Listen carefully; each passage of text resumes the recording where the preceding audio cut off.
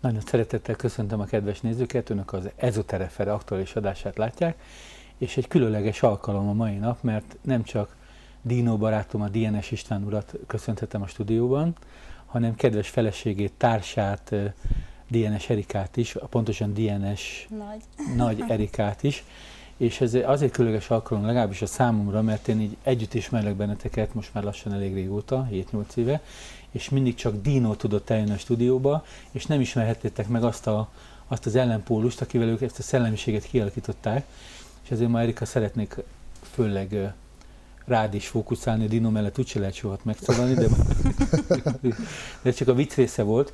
Amiről ma beszélni fogunk, ez a lélek tudománya, vagy a transzcendentális meditáció, vagy a TM meditáció kapcsán ültünk ma itt össze. Először is a mesterről beszélünk, akitől ti tanultatok, mi ez a tudás, amit kaptatok, és amit ma továbbadtok az embereknek? Hát ez a technika, amit Maharishi Mahesh Yogi hozott el nyugatra körülbelül egy 50 évvel ezelőtt, ennek a technikának a lényeg, amit te gyakorlatilag röviden TM technikának hívtál, ez a transzcendentális meditáció technikája. Ez egy nagyon egyszerű, természetes, erőfeszítésmentes mentális technika, amit naponta 2-szer szoktunk gyakorolni, alkalmanként 20 percig. Tehát ezt a technikát az említett Maharishi Mahesh Yogi hozta el nyugatra.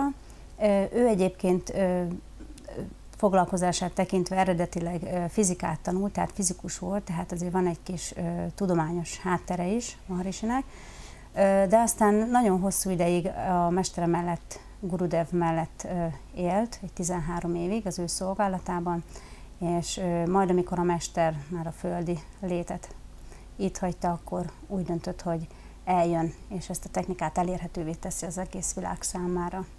De őnáll is nagyon sokan tanultak, egy pár reprezentánst azért mondjuk el. Persze, tehát a legismertebb, ugye, amit mindig felszoktak hozni, ugye az a Beatles.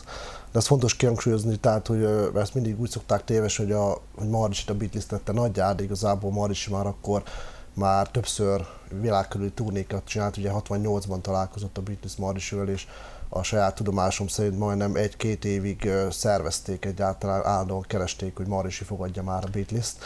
És az tény, hogy utána ők voltak az olyan ismertebbek, akik aztán, és akik révén a TM úgymond egy ilyen ismertségi rátában ugrott, de addigra már majdnem 1 millióan meditáltak. Tehát lehet azt mondani, hogy onnantól, hogy a Beatles tagjai megtanultak meditálni, onnantól jöttek azok a fantasztikus számok a meditáció kapcsán, ugye, mert erről fogunk beszélni, miben segít a meditáció, ami a lévén a Beatles világsikert ért el, és mögötte ott van egy módszer, egy mester, aki többek között. Nagyon az ilyen ismertebb számaiknak az ömét, azt például akkor írták, amikor kint voltak Indiában egy 3 hónapos ilyen elvonuláson Maharishivel. Tehát nem füveztek, hanem csak meditáltak, így van, és onnan egy ismert zenész még ugye a Donovan, aki a Napfél Holdnövérnek írta a zenéjét, ő is 40 éve meditál, Maharishitól tanulta személyesen a technikát.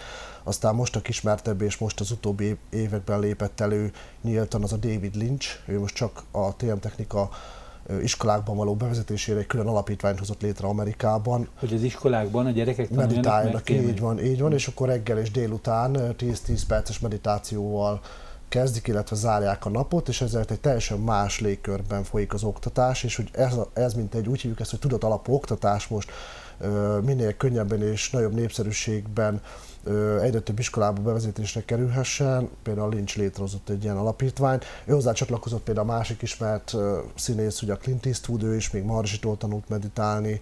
Aztán most került elő a George Lucas például, tehát most bújnak elő így a háttérben olyan ismert emberek. Tőle tanultatok személyesen? Tőle tanultatok meditálni? Hát mi már nem, mert ugye mi 91-ben pontosabban tanultunk meditálni, hogy azt kell tudni a technikáról, hogy 89-90 óta elérhető hivatalosan. Azelőtt csak ilyen úgy Magyarországon. 89-90 óta elérhető hivatalosan, addig csak ilyen Hát a másik rendszerben csak ilyen fű alatt lehetett ezzel foglalkozni. Tehát akkor is voltak így, Ausztriából néha bejöttek tanárok és ilyen válogatott pszichológusokat, egyebeket megtanítottak meditálni, de 89-90-től van az időszak, hogy hivatalosan bejegyzett maga a módszer Magyarországon. Nagyjából egy fél év elcsúszással egy időben jött be, mint az agykontroll, és akkor utána van mégis Magyarországon is, és mi 91-ben tanultunk. Annyit tudok rólatok, hogy fiatal diákokként fölvettétek a hátizsákot a hátotokra, és kéz a kézbe elindultatok. Erre egy kicsit meséltek már, mert ez annyira érdekes. Hát ez 95-ben volt. Igazából, ugye én akkor végeztem az egyetemen, Erika akkor már javában tanított az általános iskolában, igaz? Mit tanított Erika? Hát én tanító vagyok, illetve rajzszakos tanár, tehát így foglalkozásomat tekintve végül is 3 évig tanítottam, de aztán amikor már egy kicsit úgy éreztem, hogy azért valami több kellene ide, tehát azért az embernek mikor megvan a meditációval a tapasztalata, akkor érzi, hogy hát azért ezt másképp is lehetne csinálni, ezt az azért annyit hadd fecsekjék ki, hogy ti már nem általános iskolában, hanem középiskolában ismerkedtetek meg, és azóta is szeretetbe, boldogságba együtt vagytok. Gimnáziumi osztálytársak voltunk, mondjuk még a gimnáziumban igazából így nagyjából egy egész padsornyi távolságra ültünk egymástól, mert Erika az a hátsó padban. Volt egy dobálózó kis levelezés volt a dinori? Nem, még akkor nem. Akkor még nem mentem. Már az utolsó évben jöttünk úgymond össze az érettségi után. Jó, hogy jött az a pont, hogy akkor ti most kimentek és a Maharisinél tanultok, vagy mi ez az egész, vagy milyen lehetőségetek nyílt erre? Hát igazából a mozgalom, tehát van egy ilyen mozgalom, ami ezt az egész oktatást, illetve tanfolyamok szervezését összefogja, ez a Maharisi mozgalom. Ennek nagyon sok helyen van ilyen központja, például Svájcban, Hollandiában, Angliában, Amerikában, és ezeken a helyeken vannak ilyen úgynevezett work-study programok, ahol végül is a fiatalok, hogyha elmennek, néhány órát dolgoznak, akkor ezeket krediteket kapnak, és a krediteket pedig elkölthetik oktatásra, bármilyen tanfolyamra. De hogy nem pénz alapú a dolog, ugye nagyon sokat kizárnánk kapásból belőle, így van, hanem igazából egy munka alapú. És főleg a tanárképzés, mert az egyébként időben is nagyon hosszú, meg az ugye költségben is egy kicsit költségesen, ugye ez egy fél éves képzés, teljes bentlakásos képzés. Mit dolgoztatok egyébként? Hogy szereztétek a kreditpontokat? Hát elég sok minden, tehát a főzéstől Na merüljön ez homályba akkor. Hát minden belső munkát. Jó, és hány évig ti Hollandiában, vagy hol voltatok? Melyik rész? Hollandiában, illetve legtöbb időt a Svájcban töltöttük el, ott egy olyan 2 évet, de ebben már benne van a tanfolyam elvégzése, tehát a TM tanári tanfolyamnak az elvégzése is, ami egy kb. 5 hónapos teljes bentlakásos képzés. Hát igazából szerintem a vágy az valahogy úgy merült fel, amikor még elindultunk 95. augusztusában, hogy akkor kimegyünk, akkor csak annyi volt, hogy kimegyünk egy kicsit, és akkor egyáltalán megtapasztalni ezt a légkört, meg hogy esetleg még hátra van szerencsénk, hogy Maharisival találkozzunk is, tehát, hiszen akkor már elég idős, tehát a mi generációnkban csak nagyon keveseknek adódott meg, hogy tényleg úgy találkozzanak vele személyesen is, mint ahogy például nekünk is sikerült. És hát előbb még csak úgy indult, hogy kimegyünk, egy kicsit ott el leszünk, megtapasztaljuk a nyelvet is, legalább tudjuk az angol nyelvet stabilizálni, meg hogy egy kicsit jobban tudjuk. Ez is volt az egyik indít, tehát még nem volt teljesen biztos, hogy a tanárit is meg fogjuk csinálni. Az ott volt, hogy jó lenne megcsinálni, meg akkor nagyobb esélyünk van, hogy össze tudjuk gyűjteni azt a kreditpontot, tehát azokat a krediteket, amiből ezt a képzést el tudjuk végezni, de még nem volt ennyire egyértelmű, inkább csak az volt, hogy kimegyünk és egy kicsit megtapasztalni. Hogy sikerült Maharisivel találkozatok? Milyen? Hát végül is néhány hónapja, talán 1 vagy 2 hónapja voltunk kint, amikor egy ilyen Flotrobban, Hollandiában élt akkoriban Maharisi, már elég hosszú ideje. Elnézést hol? Flotrob. Ez egy hollandiai város. Igazából egy nagyon szép helyen, egy ilyen természetvédelmi terület közepén volt ez a központ, és itt egy ünnepséget rendeztek. Hát bizonyos időközönként voltak ilyen ünnepségek, és erre szintén ugye mi is, mint a többiek, akik ezekben a központokban élnek, meghívást kaptunk, elmentünk, és ott végül sikerült Maharisivel személyesen találkozni. Mondhatnánk, hogy véletlen, de nyilván nincsenek véletlen. És volt mélyebb kommunikáció, vagy csak szevasztok? Vagy hát akkor igaz, nem is volt kommunikáció, csak egyáltalán ott lehettünk. Jelen lehettetek, amikor ő is ott volt, meg ott voltunk szinte így, tehát én így szembeültem vele, Erika pedig ott ült egy másik sorban. Hát igazából a tanári után volt, tehát Erikánk már nem is, de nekem a tanári elvégzése után volt olyan jellegű, tényleg az az igazi kapcsolat, hogy több projektben sikerült vele részt vennem, amit Magyarországon zajlott, hiszen most Magyarországon is van melyik szigeten is? A Horányi szigeten a mozgalom vett egy 3 hektáros területet, ahol egy egyetemet szeretnének felépíteni, az most már zajlik is.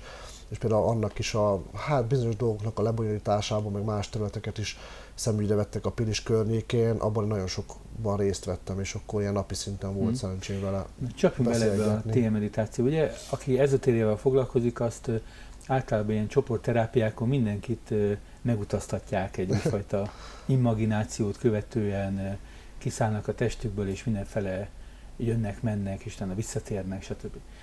Először is tisztázzuk a meditáció fogalmát, majd tisztázzuk azt, hogy alapvetően miben különbözik a TM meditáció a hagyományos általunk ismert és használt meditációktól. Tehát a TM meditációban ellenben az összes, hát nem is azt mondom, hogy összes, de azért a leginkább szokványos mai megjelenésben ugye mindenhol ilyen egyfajta ilyen spirituális ködbe burkolózik minden, mondhatnám inkább így. A TM az egy nagyon egyszerű dolog, tehát itt ami nagyon fontos, hogy itt egy konkrét technika van, tehát itt nincs szükség az imaginációra, nincs szükség bármiféle akarásra, vagy vágyra, vagy elképzelésre, vagy bármilyen képességre. Ez egy technika, amit hogyha az illető megfelelően képzett TM tanártól elsajátít, akkor ez működni fog rajta. És ennyiben különbözik a TM más technikától, hogy itt nincsen igazából szükség semmiféle képességre, vagy hitre, vagy bármiféle ilyen elképzelésre. De nincs légzés gyakorlat az elején, hogy...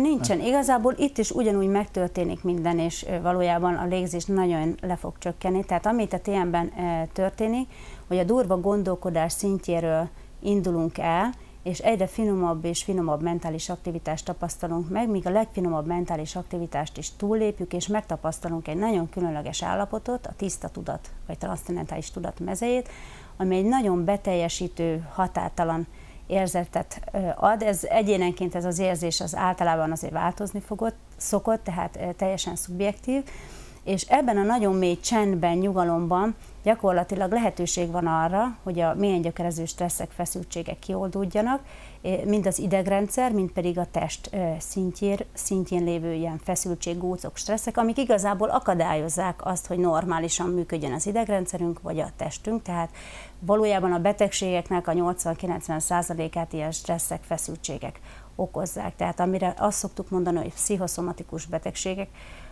azok ugye általában az orvosokkal, ha beszélget az ember, elmondják ők is, hogy 80-90% a betegségeknek ilyen pszichoszomatikus betegség, tehát valójában stressz alapú. Na most a TM éppen ezért jó, mert ezt a gyökerénél oldja meg a problémát, tehát ezeket a feszültségeket, stresszeket oldja fel, és amikor kijövünk a napi életben, nem is annyira fontos a TM-nél, ellentétben más technikákkal, hogy mi történik a meditáció alatt, nem az a fontos, hanem az a fontos, amit aztán a napi életben kezdünk el megélni, és amiről egyébként a TM-ről szóló 700 tudományos kutatás is beszél, hogy az idegrendszer, a test, a társas kapcsolatok és egyéb területeken milyen fejlődésen esik át az ember. Tehát... Két gondolat, ugye amikor hagyományosan elkezdünk meditálni, akkor elvisznek egy kis tére, mezőre, kis ajtón kimész, vagy lemész pincébe, de mindig kifele visznek a testből. Igaz, most Erika elmondta, a TM-ben nem kifele, hanem befele megyünk, lefele megyünk önmagunkba. A másik, amit nagyon érdekes, hogy egyetlen egy meditációnak nincsen olyan stadia vagy vizsgált eredménye, hogy előtte, utána, hogy mit értek el a meditáció kapcsán. És ez is nekem egy érdekes téma. Így van, és én ezt mindig is szoktam hangsúlyozni, nem csak azért, mert én is ilyen tudományos háttérből jövök, hogy sokan ismernek is, hogy jelen pillanatban ez a legalaposabban vizsgált technika. Tehát nagyon sok technika hivatkozik a mi kutatásainkra, és általában úgy, hogy 20 perc relaxáció. Tehát akkor most már mindenki, a kedves nézők is tudják, hogyha azt fogják olvasni valahogy 20 perc relaxáció, vagy 20 perc meditáció, ezt okozza, ezt találták az orvosok a Harvardon vagy egyebek, akkor azt biztosra vehetik, hogy ezen a technikán végezték, és akkor most már tudják, hogy ez a TM-ről szól. És tényleg 71 óta, tehát a legátfogóbb kutatások voltak. És amit Erika is kihangsúlyozott, tehát hogy a kedves nézők is látják, hogy mennyire egyszerű. Tehát alapvetően annyi képességre van szükség, hogy tudjunk meditálni ezen a természetes módon, hogy képesek legyünk hétköznapi módon gondolatokat tapasztalni. Mert ugyanezt a folyamatot fogjuk most egyszerűen csak befelé megélni. Mert a gondolataink valahonnan jönnek, és valahová vissza is térnek. És az, amikor visszatér egy gondolat ebbe a belső, nyugodt, csendes tudatosságban, mint ez a tiszta tudat, vagy tiszta éberség, az mindenkinél ott van. Tehát ezt nem felfedezni kell, vagy kitalálni kell, ez ott van. Csak eddig a figyelmünk közvetlenül ebbe az irányba még nem nézett, hogy te is nagyon jól mondtad, hogy befelé, mert általában az érzékszervek, meg minden más dolog miatt is általában mindig kifelé kívül keresünk. Igen. És ez a nagyon fontos, tehát itt a technikán is mit fogunk megtanulni igazából. Ugye egy kis eszközt, ami segít ebben, hogy a elme elindulhasson befelé, és ugye a természetes befelé tekintés. Mert ugye nagyon sok ember úgy gondolja, hogy már ha becsukom a szemem, és akkor így magamba tekintek, hogy na, akkor már befelé tekintek, közben pedig nem. Az, hogy még becsuktam a szemem, az még nem a tökéletes befelé fordulás, tehát a tényleg befelé fordulás, és igazából ezt fogjuk megtanulni, azt hívjuk úgy, hogy a meditáció helyes elkezdése, hogy tényleg befelé fordulna a figyelem, és akkor egy kis eszköz, ami kihasználja elménknek azt a természetes tendenciát, hogy az elménk, amikor tapasztal, a többfelé és a többfelé halad mindig. És most, amikor megéli, hogy befelé a nyugalom növekedhet, és hogy az a nyugalom, amit mindig keresett mindenfelé, az befelé sokkal intenzívebben jelen van, mint kifelé, ezért teljesen magától egyből elindul ebbe az irányba, és szinte azonnal, ahogy szoktuk mondani, hogy transzcendálunk, hogy ezt a tiszta tudatot tapasztaljuk. Tehát ezért már itt az első meditációnál biztos veheti mindenki, hogy sikere lesz, és alapvetően ennyire van szükség, hogy képesek gondolatokat tapasztalni. Megtapasztalni, megtanulni ezt a alapszintű meditációt? Vagy van-e itt alapszint, meg felső szint?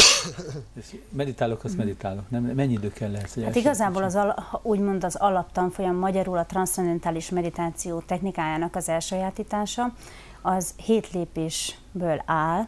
Ez azt jelenti, hogy az illető először meghallgat egy tájékoztató előadást, egy 1,5 órás előadást, aztán egy fél órában meghallgatja, ez a második lépés, egy előkészítő előadást. Ezekben arról hall, hogy mi ez a technika, tudományosan alátámasztjuk, hogy milyen hatásai vannak az élet különböző területeire, tehát elmondjuk, hogy javul a memória, az intelligencia, a felfogó képesség hogyan változik, vagy hogy az egészsége miképpen fog javulni tőle.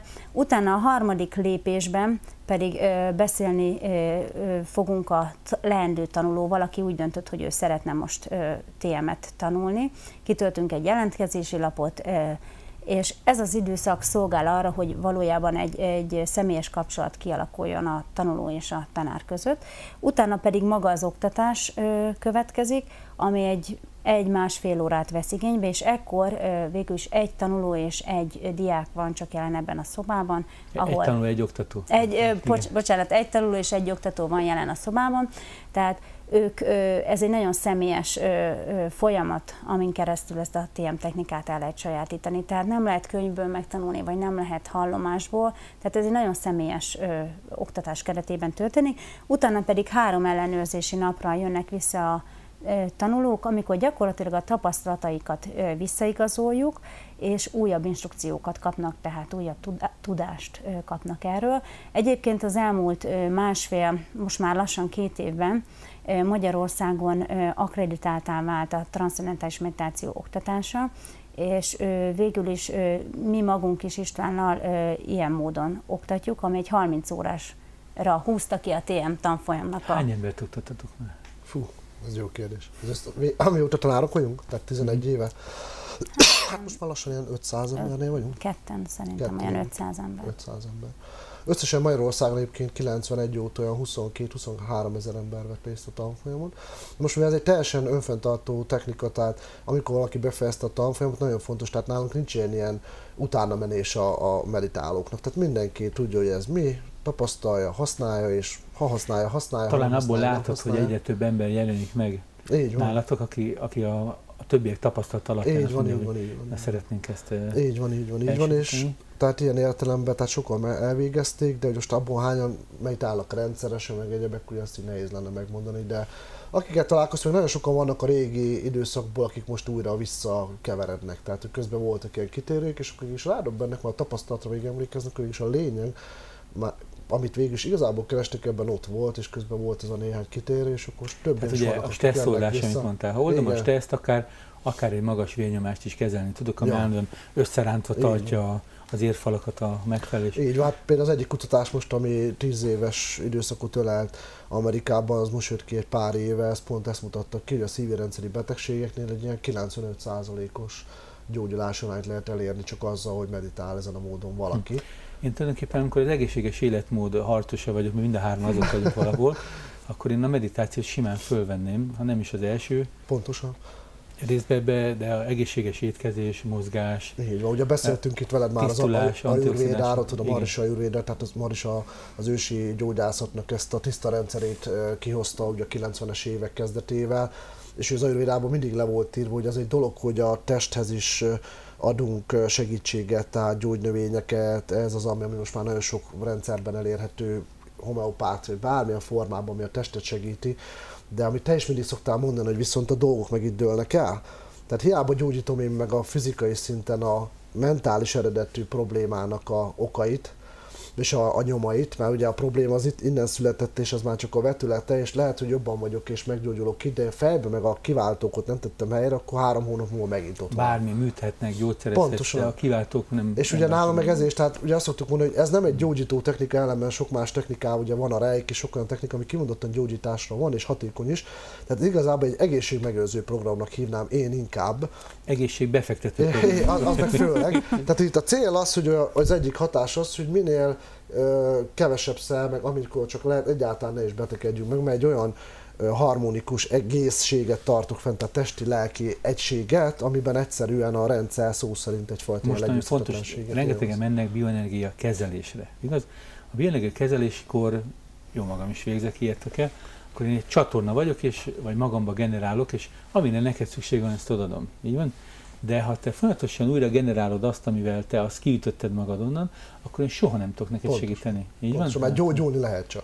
Gyógyulni lehet. Ez inkább csak kezelés, de gyógyulni nem lehet tőle. Igen, mert tehát azt akartam csak ezzel kifejezni, tehát hogy a gyógyító az mindig igazából egy katalizátor. Tehát vagy az illető, aki ment hozzá, tényleg gyógyulni akar, vagy nem akar. És akkor te bármit csinálhatsz. Egy közvetítő vagyok.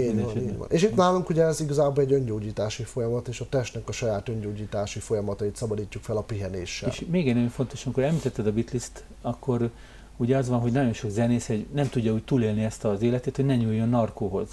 Most nem tudom, hogy a fiúk narkóztak-e, de... Hát az LSD-t ők tették a LSD előtt. Rendben van, TM előtt. De a meditáció is egyfajta szellemi narkó, annélkül lenne mellékhatása, mert olyan katartikus élményeid lehetnek meditációban, boldogság, örömérzet, ami egyébként meg is tud maradni, mert az LSD elmúlik, vagy kokain szétszedi az orrodat, a fűtől bármi bajod van. Hogy látjátok ezt a kérdést? Mint a meditáció, mint ilyen állandó mentális pozitív érzés fenntartó? Hát igazából persze mondhatnánk ezt, illetve másokban is felmerült már a kérdés, hogy akkor erre rászokunk. Valójában tényleg egy bizonyos szinten mondhatjuk azt, hogy rászokunk a meditációra, tehát megszokjuk azt a plusz pihenségi szintet, azt a élet színvonalat vagy létezés szintet, amit a meditáció ad, mert ugye azzal, hogy rendszeresen tapasztaljuk ezt a tiszta tudat állapotát, és ennek hatására ugye kioldódnak a feszültségek, stresszek, mind mentális, mind fizikai szinten, egyre tisztábbá válik az idegrendszer és a fiziológia, és egyre inkább képes megtartani, és napi szinten folyamatosan sugározni ezt a tiszta intelligencia mezejét, tehát valójában egy folyamatos jólét, egy folyamatos beteljesedés állapotába lehet az ember. És valójában ez tényleg viszont könnyű megszokni, ugye, hát de ez egy pozitív... Az igazi létezés, az élet művészete az, hogy valóban nap mint nap jelen legyünk az életünkben, és ne a gondolataink, a negatív stressz rángasson jobbra-balra, és nem tudunk jelen lenni, és nem látjuk ezt a gyönyörű világot. Így van, hát valójában ez a szint, Maharishi erről azt mondja, hogy ez a lét szintje, ez a tiszta tudat szintje, ez a lét állapot, a lét szintje. Ez az élet művészete. És így van, és ezt mondja Maharishi, ahogy a védikus irodalomban is elhangzik, hogy a létben megalapozódva cselekedj.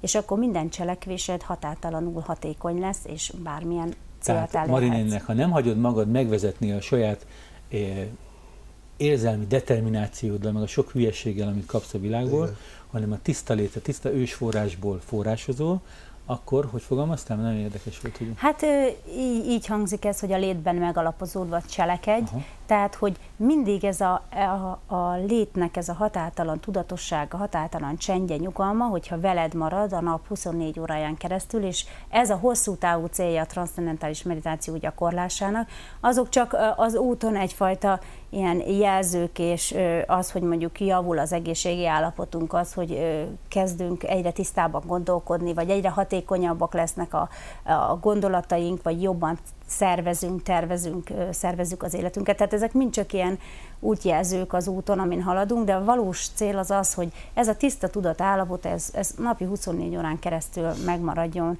és támogassa az összes cselekvésünket. Hát az igazi fejlődés a tudat oldaláról van, tehát a több inkább csak egy ilyen... Hát minden következménye, nem? Igen, egy ilyen melléktermék. A test, a lélek színpada, tehát ami a lelkemben, illetve a tudatomban dől el, az vagyok én. Az, innentől fog. Két dolog ragadott meg, amit mondtál. Az egyik az, hogy az ajurvédikus tudást, amiről egyszer majd adást fogunk Erikával csinálgatni, azt tulajdonképpen akkor Maharishi írta le először az ősi ajurvéda anyagot, amit mi használunk? Tehát igazából, tehát az ajurvédának van egy nagyon ősi szöveg, ugye több könyv is van, ugye, amit mai napig őriznek több ezer év óta ebből az ősi tudásból. Tehát ennek volt egy tudománya egykor, a védikus civilizáció, amiről már beszéltünk is veled. És az lényeg, hogy Maharishi bármihez is nyúlt ebben a tudásban, mint a technikánál is, mindig próbált visszamenni a lehető legtisztább forrásáig, hogy megkeresni azt a lehető legtisztább formáját még annak a tudásnak, ami még nem veszett el. És akkor sok évet azzal töltöttünk, mondjuk akár Indiából összeszedni még azt az utolsó családokat, akik ezt a tudást őrizték, hogy Indiában ezeket családok őrzik, szájhagyomány útján. És akár több 10-20 generációra csak az ajurvédának a tudás őrzői. Erről is beszéltünk már, hogy a védikus tudás nagyon sok ezer éven át csak szájhagyomány útján hát 5000 éve írták le. És ugye ahhoz, hogy nekem ma elmondasz, mit tudom, 25 szót, abból holnapra elmékszem 15-re, igaz? Tehát ahhoz kellett egy technika, hogy a tudati fejlettség, hogy én azt a tudást, amit kaptam az ükapámtól és annak az ükapjától, azt én úgy adjam tovább, hogy ne sérüljön az információ. Na és pont ez volt a lényeg, hogy előszedte Maharishi ezeket, és több éve csak annak szolgált, annak szentelt, hogy ezekkel az emberekkel leültek, és egyszerűen a lehető legtisztább formájában megpróbálták visszaállítani, tehát a hibákat korrigálni, ahol esetleg pont ez az áthagyományozódás miatt esetleg valahol már egy kicsit elcsúszott esetleg valami, és amikor úgy látta Maharishi, hogy elérték azt a legfinomabb állapotát, amit most el lehetett érni, közben persze ugyanúgy, hogy már tesztelték is a pácienseken ugye a hatásokat, tehát Maharishi erre mindig nagyon odafigyelt, tehát hogy nem csak így légbe kiáltsunk, hanem akkor lépni már ki valamivel, amikor már tényleg akár objektív szinten lehet igazolni vagy prezentálni, hogy ezek a hatásai, és mindenkinél ilyen hatás jöhet, és ilyen értelemben lehet csak megkülönböztetni, hogy Maharishi ajurvéda, tehát hogy ma jelen pillanatban az ősi ajurvédának ez a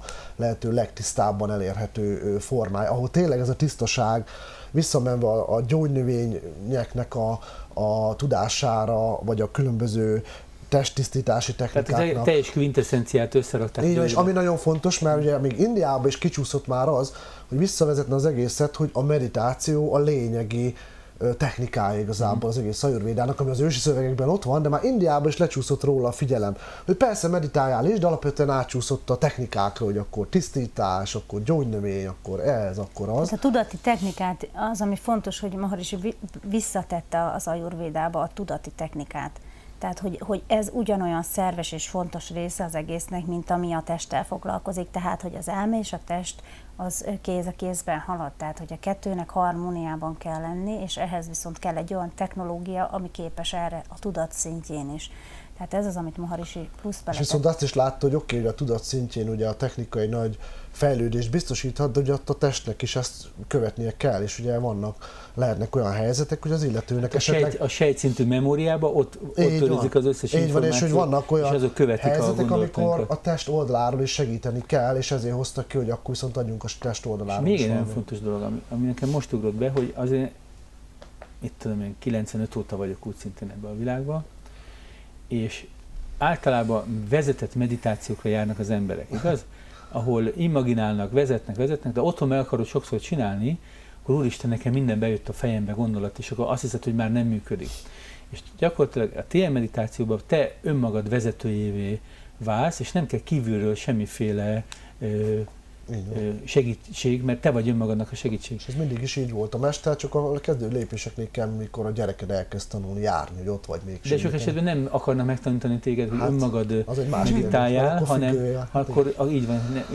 Nálunk pont ezért van, tehát itt minden az önfenntarthatóság. Mar is azt mondta, hogy az élet legyőzhetetlen. Tehát bármi, ami az élethez tartozik, az legyőzhetetlen. Tehát valami az életet, ugye ott van mutatnánk a léttudomány, az életművészete, valami az életet teszi újra az eredeti formájában elérhetővé, akkor abban nekünk önfenntartóknak kell lenni. Majd amiről a Kombucha napon beszélünk is, hogy önfenntartónak, tudatunk szintjén is, hogy ne legyünk környezetfüggők. Nem kértem mindjárt reklámot. Ez csak úgy nekem most eszembe jutott. Okay. Viszont ti azért ezt is elelők, hogy azért nagyon régóta házasok is. Hány éve vagytok már együtt? Ilyen. Hát együtt most már. Most a matematikát akkor Dinónak nem erősség a matematika. 91 óta vagyunk párkapcsolatban, 2004-ben házasodtunk össze. Úristen, ezek ilyen prehisztorikus idők. Viszont van 2 gyönyörű gyereketek, őket már ebbe a szellemiségben nevelitek? Vagy? Hát nyilván, hogyha az ember ebben él már egy 20 éve, és megtapasztalta ennek a hatásait, és érzi a saját életében, akkor nyilvánvalóan azt szeretné, hogy a gyerekeinek is a lehető legjobb legyen, tehát ezt próbálja nekik is átadni. Tehát ha jót akarok a gyerekemnek, nem csokit és kólát teszek neki, többek között, hanem megtanítom meditálni. Igen. Pistike, ugye, mert hát tudjuk, Diánys Istvánban van Pistike. Pistike már meditál? Igen, Pistike már meditál, Pistike 5 éves. És mióta meditál? És ő 3,5 évesen tanítottam meg meditálni, tehát a gyerekeket 3-4 éves kortól lehet megtanítani meditálni. Most az fontos, hogy a gyerekek úgynevezett bölcsességszót kapnak, tehát nem mantrának hívjuk, hanem bölcsességszónak, és ők nem ülve és csak... direkt nem beszéltem, mert... Jó. Tehát a bölcsesség szavammal. Jó, egy bölcsességszót kapnak. És ők még nyitott szemmel, tehát az életkori sajátosság nekik még nehéz lenne, és leüljenek volt meditálni. Egy megjegyzése Pistikének, tegnap említetted nekem, hogy a bölcsesség szavammal megnyugodtam, vagy miről beszélt? Hogy... Hát igen, egyik alkalommal mondta, hogy egyik reggel, amikor felkelt, akkor azt mondta, hogy anya, én olyan jól érzem magam, egész este gondoltam a bölcsességszavamat, és akkor nagyon meglepődtem, hogy akkor mikor aludt. Tehát az, hogy már ő is érzi ezt, hogy amikor bármi van, akkor ez egy lehetőség, ez egy segítség számára, amit elővesz. Hol érnek el benneteket, akik most fölelkesedtek és ilyen meditációt szeretnének tanulni? Hát gyakorlatilag honlapos elérhetőséget is tudunk mondani a www.tminfo.hu címen. Lehet érdeklődni, illetve ott több száz magyar és angol nyelvű tudományos kutatás van felrakva, ahol... Tehát TM-info az a neve. Igen, TM-info. Van egy másik hivatalos is, a maharishi.hu, tehát az is van, de ez az egyik. És itt Budapesten, tehát ugye mi Debrecenben élünk, tehát Debrecenben is tartunk tanfolyamokat, de ez a hivatalosabb olyan, hogy tényleg ilyen szervezett keretek között itt Budapesten, az pedig az Életközpont nevezetű helyen. Jó, de javaslom, hogy ragaszkodjatok Dinóikhoz. Egy meditáló házas párnak van ott egy ilyen kis központja, és velük társultunk, hogy ott ez a technika elérhető, hiszen ők is már sok éve meditálnak. Úgyhogy mi a... Illetve aki vidéken szeretne meditációt tanulni, az ország bármely pontján, az a maharishi.hu.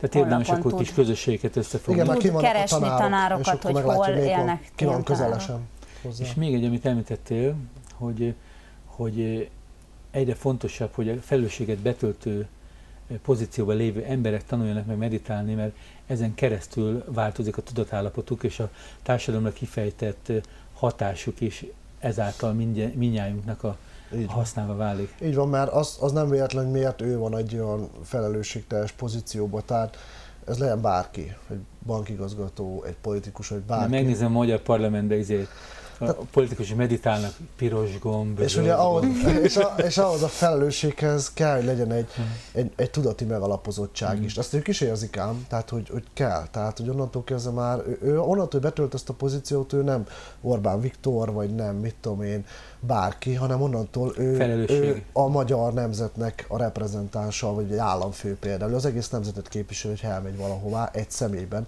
És ez egy tudati felelősség, egy tudati fejlettséget is. Ez egy jó kérdés, hogy egy következő műsor témája lehet, hogy a politikusaink meditálnak-e. Igaz? Mert az élet és halál Igaz, és nem a bankok mariett figurái, hanem sokan vannak ott is, tehát akik ilyen irányban, már óhatatlan szembesülnek vele az emberek, és még a magánéletében oldja is ezt meg, de szembesül ezzel, hogy kell egy olyan fajta tudati fejlettség, egy olyan fajta tudati átlátó képesség, ami egyszerűen neki azt megadja egy olyan helyzetben, ahol tényleg az országnak nagyon fontos dolgai dőlnek el, mondjuk egy brüsszeli vitán, akkor ő ott tudjon lenni, és úgy tudjon érvelni, úgy tudjon beszélni, úgy tudjon gondolkodni, úgy tudjon érzelmes is lenni, de ne belevinni a dolgokat. Ez mind tudati fejlettség, és ezért tehát nekik lenne a legfontosabb. Ugye most, hogy a Bhagavad Gítához visszanyúlok, amiből Erika is idézte ezt az előbb idézetet, ugye a jogában, hogy a tiszta tudatban megalapozódva cselekedj, ott hangzik el ugyancsak egy idézet, hogy elsőnek, még valamikor az idők kezdetén, amikor ezt a technikát elérhetővé tették az emberiségnek, akkor elsőnek a királyok kapták meg ezt a technikát. Az írták ezt régen Rádzsa jogának, a királyi tudásnak, hiszen ők életek fölött rendelkeznek, életek múlnak rajta, országok, föld sorsa múlnak egy-két emberen, és nagyon fontos, hogy ők akkor egy olyan fejlettségi szinten legyenek, hogy tényleg méltóan be tudják azt a felelősségteljes munkát tölteni, és ezért ezt a tudást például annó elsőnek az a kör, az a generáció kapta meg, és ez ugyanígy igaz lehetne most is, sőt, igaznak kellene is legyen. Tehát, hogyha egy olyan oktatási rendszerünk lenne, ami például a leendő vezetőket is képzi, akkor elsődleges fontosságú lenne a tudati fejlettség és a tudati fejlesztés, hogy tényleg mire oda kerül, akkor maximálisan öntudatában legyen, hogy ki ő, mi ő. Erika, neked adnám oda a zárszót, tudni, minden adás végén valamelyik kedves vendég, természetesen a TM meditációval kapcsolatosan mit tudnál az embereknek üzenni? Hát ez most váratlanul ért ez a zárszó, nem gondoltam, hogy ilyen is van. De azt, hogy valójában akkor, ami most hirtelen eszembe jutott, hogy valójában minden problémára a megoldás az bennünk van. Tehát ugyanúgy, ahogy mi vagyunk minden probléma, saját problémáink forrása, a megoldás is bennünk van, azaz minden embernek a tiszta tudat szintjére elérhetősége van, tehát lehetősége van arra, hogy változtasson a saját sorsán. És erre egy nagyszerű módszer a TM. És ez az egyedüli út is igazából. Ez az egyedül is, amit is elmondtam, hogy minden ott kezdődik, ahol éppen vagy, és ott is végződik. Én ezt úgy fogalmaznám meg egy mondattal, hogy minden út rajtam keresztül vezet. És hozzád önmagadhoz. Én ezt úgy akartam, hogy minden út az önvalódba vezet. Nem Rómába, de az önvalódba. Az út célja az út maga. És most már minden pontjában. Kedves nézőim, remélem, hogy nem tartották túl hosszúnak ezt a beszélgetést. Annyi hasznos információt átadtunk DNS család segítségével, és végre Dinónak egy új arcát is láthattátok. És ha már egy kis propagandát kifejtettünk, akkor május 12-én DNS István a Kombucsa napon a 22-en egy fantasztikus előadást fog tartani. A öngyógyítás, tudat? A tudat, az önfenntarthatóság a tudat szintjén. Önfenntarthatóság a tudat szintjén. A tudatnak is van egy olyan állapot, ahol önfenntartó. Nézzék a weboldalunkat, a Viva Natura weboldalát, ingyenes a belépő természetesen, ahova titeket is nagy szeretettel várom. Köszönjük szépen. Köszönjük a meghívást. Viszontlátásra is.